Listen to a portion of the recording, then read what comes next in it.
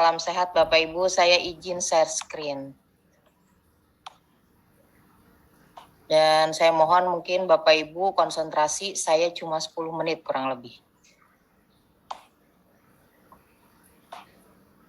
Saya akan bicara terkait dengan kebijakan penganggaran P3K di APBD tahun anggaran 2022. Nah, saya harap sebenarnya peserta hari ini ada BPKAD. Supaya apa?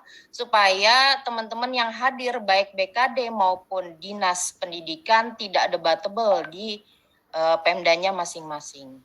Tapi sebisa saya malam ini mungkin mudah-mudahan ada yang nonton di YouTube ya, terutama untuk daerah Jogja, Jawa Tengah dan Kalimantan terkait dengan kebijakan penganggaran. Jadi mungkin Bapak Ibu ketika berdiskusi atau bertanya dengan teman-teman BPKD ada nggak anggarannya, bilangnya nggak ada gitu ya. Nah tapi di sini kita diberitahu bahwa sudah tersalurkan, sudah ada formasi dan lain-lain. Jadi biar tidak ada debatable, mudah-mudahan YouTube-nya atau mungkin Bapak Ibu sekalian yang hadir ya sudah men-share juga ke teman BPKD-nya biar sama-sama clear.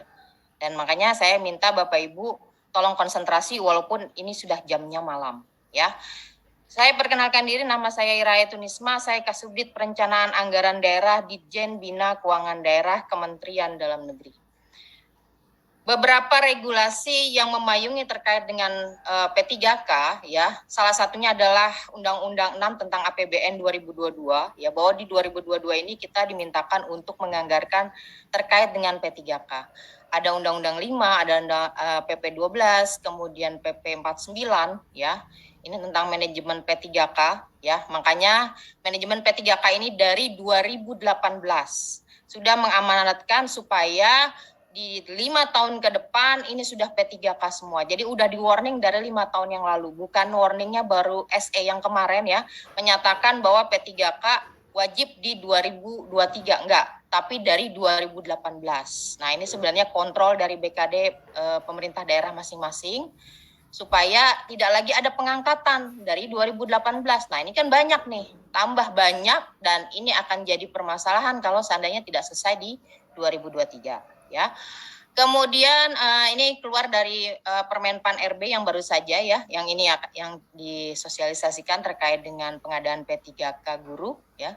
Kemudian Perpres 98 tentang gaji dan tunjangan P3K, Permendagri 6 untuk pemberian gaji dan tunjangan instansi daerah. Tadi ada yang bertanya terkait dengan pasal 23 terkait dengan pembayaran P3K untuk yang hari kedua kerja itu dibayarkan bulan selanjutnya, dan itu bukan kemauan Kemendagri ya, ini sudah kesepakatan ya dengan teman-teman BKN dan juga sama di instansi pusat juga sama ya. Jadi itu memang seperti itu SPMT-nya ya, SPMT-nya di hari kedua, misalnya jatuh di hari kedua, SPMT-nya itu dibayarkan di bulan selanjutnya. Sudah terjawab ya. Kemudian Permendagri 27 terkait dengan penoban penyusunan APBD 2022 kita sudah arahkan untuk Bapak Ibu menganggarkan, dan di Kemendagri terkait dengan kodifikasi ini sudah kita masukkan terkait dengan penganggaran P3K. Nah ini kita harapkan yang namanya APBD ini saling sinkron ya dengan semua, termasuk juga dengan prioritas nasional dan lain-lain. Ya, supaya apa? Ini juga kita harus penganggarannya secara efektif, efisien dan akuntabel ya. Nah, ini di dalam Undang-Undang 6 yang tadi saya sampaikan bahwa ada arahan ya untuk menganggarkan bahwa untuk P3K itu diambil dari 25% dari dana transfer umum. Dana transfer umum itu ada dua. Ya, bukan cuma DAU, ada DBH. Jadi DAU dan DBH. Ya, dana bagi hasil dan dana alokasi umum. 25% ya, ini diarahkan untuk belanja P3K. Salah satunya ya, bukan semuanya ya. Jadi 25%-nya salah satunya adalah P3K ya. Jadi dari DTU Bapak Ibu itu seharusnya sudah diarahkan untuk P3K. Ini sudah warning Bapak Ibu ya. Nah, kemudian di dalam Pepresnya, di dalam Pepres 20 ya, ini kita juga mengarahkan bagaimana tata cara pembayaran gaji dan tunjangan ya, bahwa pembayaran gaji ini termasuk belanja daerah yang bersifat mengikat ya. Kemudian ini terkait dengan Permendagri 6-nya, kita juga mintakan ada pengawasan ya. Ini untuk gubernur atau provinsi sebagai wakil pemerintah pusat, bukan cuma sebagai pemerintah daerah, tapi wakil pemerintah pusat. Mungkin kalau Kemenkyu punya kanwil, Bapak Ibu di provinsi adalah kanwilnya. Jangan Bapak Ibu baru malam ini taunya gitu ya. Baru Bapak Ibu juga ikutan sosialisasi. Harusnya Bapak Ibu juga ikutan membantu kami untuk take given untuk mengambil alih bagaimana supaya memberikan arahan-arahan kepada kabupaten kotanya gitu ya. Nah, kemudian di dalam penyusunan APBD 2022, di dalam pedoman APBD itu ya, di dalam Permendagri 27, kami sudah memintakan kepada Bapak Ibu ya di dalam APBD untuk menganggarkan P3K ya untuk tahun 2022, di 2021 juga ada ya. Kemudian kita juga udah minta larangan ya, belum SE keluar kemarin, kita udah ngelarang Bapak Ibu untuk menganggarkan belanja pegawai terutama untuk tenaga non ASN. Kayaknya peraturan dibuat untuk dilanggar, ya udah tambah banyak lagi gitu kan, masih ada lagi untuk terkait dengan belanja pegawai non ASN ini gitu ya. Selanjutnya ya, di hal-hal khusus lainnya kita juga mintakan untuk mengalokasikan belanja pegawai ASN ya yang sudah ada formasi yang ditetapkan oleh Menpan RB ini dihitung dengan DAU. Ya, Permendagri 27 tahun 2021 keluarnya kurang lebih bulan Juli atau Agustus di 2021. Coba nanti dicek ya. Ya, jadi sudah dimintakan perhitungannya itu dari DAU Bapak Ibu. Hitungnya bagaimana? Ya tadi DTU 25%. Gitu ya. Oke. Nah, ini terkait dengan penganggaran gaji ASN ya. ASN ini termasuk juga P3K. Ini bersifat mengikat ya. Oleh sebab itu apabila belum tersedia atau belum cukup tersedia dalam APBD 2022, Bapak Ibu silakan geser dari BTT dengan alasan mendesak.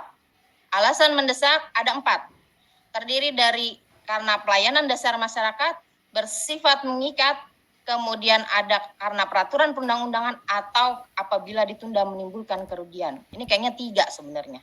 Ya, karena bersifat mengikat, peraturan perundang-undangan kayaknya juga bakal menimbulkan kerugian apabila nanti udah P3K-nya dapat formasi, sudah dapat SK, nggak diangkat, nih bahaya. Bapak Ibu sekalian, tolong ini makanya saya minta tadi BPKD harus hadir. Kenapa? Supaya bisa cek-cek lagi APBD-nya, utamakan ini P3K. BTT tarik untuk cover P3K. Jangan orang sudah kerja, apalagi sudah SPMT, Bapak Ibu nggak bayar. Demo nanti. Belum lagi nanti masalah honorer, ini P3K yang sekarang depan mata aja nggak ada. Gitu ya. Oke. Kemudian ini kita tegaskan lagi terkait dengan perhitungan-perhitungannya ya. Tadi sudah dijelaskan terkait dengan 25% DTU dan lain-lain. Di dalam nomenklaturnya kita mintakan untuk P3K ini ada di belanja pegawai. Di provinsi ini yang sebelah kiri, yang sebelah kanan ini untuk kabupaten kota. Di kegiatan 101, di kabupaten kota di 201 ya. Di program kepegawaian daerah, pengadaan, perhentian dan informasi kepegawaian, koordinasi dan fasilitasi pengadaan PNS dan P3K. Itu untuk kegiatan formasi P3K, dan nanti untuk gaji-gajinya ini seperti ini. Gajinya sudah ada ya Bapak Ibu, di dalam kodifikasi ada belanja gaji pokoknya dan tunjangan serta iuran dan TPP-nya. Ya, silakan. Kalau TPP itu sunnah. Sekali lagi sunnah. Bapak Ibu, kalau kemampuan keuangan daerah Bapak Ibu sanggup, silakan berikan. Tapi kalau tidak, itu kembali ke kebijakan Pemda Bapak Ibu masing-masing. ya. Kalau tunjangan wajib, tapi kalau tambahan itu sunnah, ya. Oke. Nah, apa yang terjadi saat ini? Yang terjadi saat ini ada miskomunikasi. Beberapa permasalahan yang terjadi di P3K di tahun 2022 itu ada miskomunikasi. Karena apa? Pemerintah menyalurkan DAU untuk P3K termasuk ya, DAU-nya udah termasuk include P3K seperti tadi yang dijelaskan oleh teman-teman di JPK. Ya. Dan kalau ada yang lebih di 2021 bisa dianggarkan di 2022. Tapi Pemda, Bapak Ibu sekalian, menyangka ada penambahan DAU untuk alokasi P3K, gitu ya. Akhirnya DAU yang 2021 habis dengan alasan COVID-19, gitu ya. Nah, ini yang akhirnya di 2022 nggak ada lagi gitu loh. Padahal udah diberikan di 2021 atau mungkin di 2022 juga Bapak Ibu tidak menganggarkan gitu ya. Karena nanti DAU-nya ditambah. Nah, ini beberapa hal Bapak Ibu sekalian, kita sama-sama nih ya, di pemerintah pusat ya, tolong diberikan yang transparan untuk pemerintah daerah supaya dijelaskan bahwa ini loh include dengan P3K DAU-nya. Ya, ini tolong clear banget sampai paham gitu ya. Dan yang diundang itu kalau memang terkait dengan penganggaran, undang BPKAD ya. Kalau diundang BKD atau diundang Dinas Pendidikan, ya itu mungkin bisa miskomunikasi seperti ini. Atau kepala daerah bisa miskomunikasi. Oleh sebab itu tolong nanti kalau misalnya memberikan kebijakan ini tolong biar nggak terjadi seperti hal hari ini, gitu ya. Nah kemudian ada kuota yang dibutuhkan tidak sebanding dengan pelamar yang lulus. Ini juga ada permasalahan, ya. Kuota kita butuh honorer misalnya tadi 1.000 harus diganti 1.000 gitu ya. Tapi pelamar nggak sebanyak itu atau yang lulus nggak sebanyak itu. Ini permasalahan ya. Padahal 2023 kita mau mengganti semua honorer menjadi P3K. Nah ini kita diskusikan bersama. Mohon maaf saya baru dapat disposisi malam ini jam 8:10. Kalau enggak kita bahas sama-sama di tim kerja, dan saya juga tidak diperintahkan untuk jadi tim kerja ini. Nah, seperti itu Bapak Ibu. Ini nanti dibahas kembali bagaimana caranya. Seharusnya nanti ke depannya teman-teman Dikbud tolong diundang teman-teman BPKAD supaya bisa merumuskan bagaimana nyara anggarannya. Karena 80% permasalahan terkait dengan P3K itu masalah penganggarannya. Bukannya masalah formasi dan lain-lainnya tidak masalah, tapi ketika kita lihat semuanya sudah selesai gitu ya, terus nggak ada yang bayar, ini yang jadi permasalahan jadi terbesar gitu ya. Nah kemudian ada permasalahan lagi, honorer itu melamar di daerah tapi mereka tidak bertugas di situ, ya top up jadinya. Mungkin kemarin dia di Kepulauan Seribu tapi dia akhirnya ke Jakarta Pusat misalnya gitu ya ngambilnya, atau mungkin di daerah yang lebih baik gitu. Nah ini juga akhirnya yang tempat yang harusnya digantikan ini jadinya nggak ada gitu ya, kuota juga jadi berkurang. Nah ini 3 hal yang lumayan besar permasalahan di pemerintah daerah yang silakan nanti kita diskusikan bersama Bapak Ibu sekalian untuk bisa mencari solusinya. Nah ini anggaran P3K yang ada ya di dalam belanja pegawai. Nah, ini Bapak Ibu bisa lihat ini postur APBD yang difoto oleh kami atau diolah oleh kami, bahwa dari belanja pegawai ya ini ada kurang lagi 366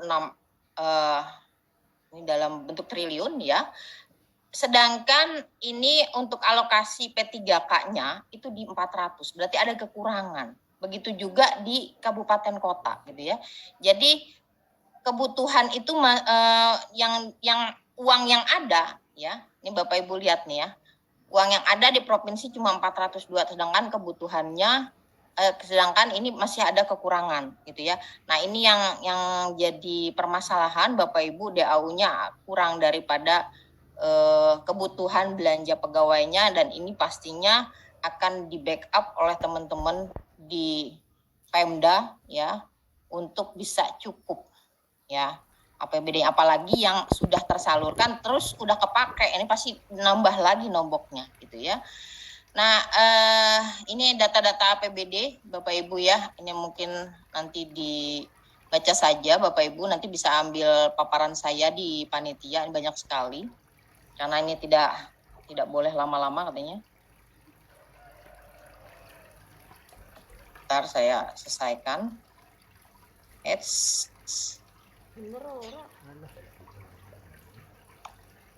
Demikian yang bisa saya sampaikan. Saya kembalikan kepada moderator. Terima kasih. Terima kasih Bu